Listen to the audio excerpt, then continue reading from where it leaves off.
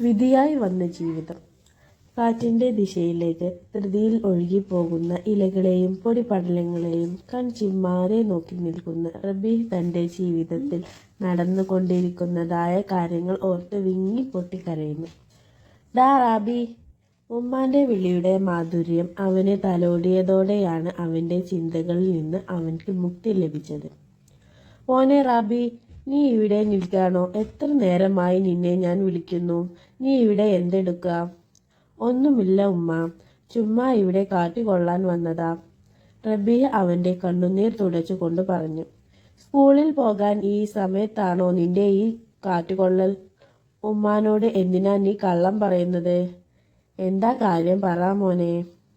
അത് പിന്നെ ഉമ്മ, ഉപ്പ എന്നെ. അവൻ വിതുമ്പലോടെ പറഞ്ഞു.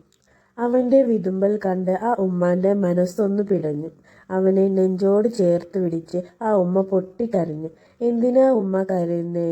ഒന്നുമില്ല മോനെ, നിന്റെ ജീവിതം ആലോചിച്ചിട്ട് എനിക്ക് പേടിയാകുന്നു. എനിക്ക് ഉമ്മയില്ലേ, പിന്നെന്താ? ഞാൻ നിന്നോട് പറഞ്ഞതല്ലേ ഉപ്പാനോട് മിണ്ടാൻ നിൽക്കണ്ട എന്ന്. അതുകൊണ്ടല്ലേ എന്നും നിനക്ക് തല്ല് കിട്ടിയത്. അതല്ലേ നീ ഇപ്പോൾ ആലോചിക്കുന്നേ? ഞാനോ? എൻ്റെ പൊന്നാര ഉമ്മ, ഞാൻ അതൊന്നുമല്ല ആലോചിക്കുന്നത്. അവൻ സങ്കടം മനസ്സിൽ ഒതുക്കി പിടിച്ചുകൊണ്ട് പറഞ്ഞു. പിന്നെ എന്താ മോനെ? എങ്ങനെയാ ഒരു പെണ്ണിനെ സെറ്റാക്കാം എന്നാ ഞാൻ ആലോചിക്കുന്നേ. അവൻ വേഗം വിഷയം മാറ്റിക്കൊണ്ട് പറഞ്ഞു. ഉമ്മാന്റെ മുഖഭാവം മാറുന്നത് കണ്ട് റാബി ഓടി. ടാ അവിടെ നിൽക്ക്, ഞാൻ നിന്നെ.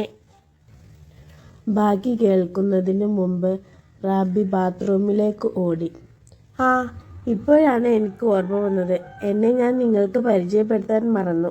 ഞാൻ റബീഹ്. എന്നെ റാബി എന്നാണ് എല്ലാവരും വിളിക്കാറ്. പിന്നെ എന്നെ ഓടിച്ചത് എൻ്റെ പൊന്നാര ഉമ്മ ആയിഷ. ഉപ്പാന്റെ പേര് അബൂബക്കർ. എനിക്കൊരു ഇക്കാക്കയുണ്ട്. അവന്റെ പേര് ഇർഷാദ്. റാഷി എന്നാണ് എല്ലാവരും വിളിക്കാറ്. എനിക്കൊരു ഇത്താത്തയുണ്ട്. അവളുടെ പേര് നിഷ്വ. അവൾ ഇപ്പോൾ ഇവിടെ ഇല്ല. മരിച്ചു എന്ന് തെറ്റിദ്ധരിക്കണ്ട. അതൊക്കെ നിങ്ങൾക്ക് വഴിയെ മനസ്സിലാകും. പിന്നെ ഒരാളും കൂടി ഉണ്ട് കേട്ടോ. ആള് ഭൂമിയിലേക്ക് വീണിട്ടില്ല കേട്ടോ. ഉമ്മാന്റെ വയറ്റിലാണ്. 8 മാസം ഗർഭിണിയാണ് എൻ്റെ ഉമ്മ. ഡാ റാബി! എൻ്റെ റബ്ബേ, നിങ്ങളോട് സംസാരിച്ച് സമയം പോയത് ഞാൻ അറിഞ്ഞില്ല. എന്നാൽ ഞാൻ ബാക്കി പിന്നെ പറയാട്ടോ. റാബി! ആ, ഇതാ വരുന്നു. എന്താ ഉമ്മ വിളിച്ചത്? നിന്റെ ഫ്രണ്ട് ആദിൽ വന്നിട്ടുണ്ട്. അവൻ എത്ര നേരമായി നിന്നെ കാത്തു നിൽക്കുന്നു. അവൻ ഇത്ര പെട്ടെന്ന് വന്നോ? സമയം എത്രയായി നോക്ക്. എൻ്റെ പൊന്നാര ഉമ്മ, 9 മണിയായി എന്ന് ഒന്ന് പറഞ്ഞൂടെ? അവൻ ഉമ്മാന്റെ കവിളിൽ ഒന്ന് നുള്ളിക്കൊണ്ട് പറഞ്ഞു.